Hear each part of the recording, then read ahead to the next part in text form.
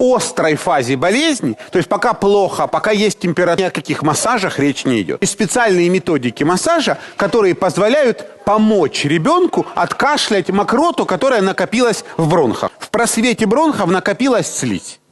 И эта слизь, она присыхает к слизистой оболочке бронхов, да? Присыхает она потому, что учащено дыхание, потому что не хватает жидкости, потому что высокая температура, да? И мы можем увлажнять комнату, активно поить, сбивать температуру, но мы можем помочь ребенку убрать, выкашлять вот эту слизь. Как это делается? Кончиками пальцев стучите по спине, вот так. Видите, вот движение. Понятно? Вот положили его попа выше, руки вперед, понятно? Постучали, вот так. Для этого резко сели и говорим, покашляй. Давай кашляй. Еще что мы можем делать? Вдохни глубоко-глубоко.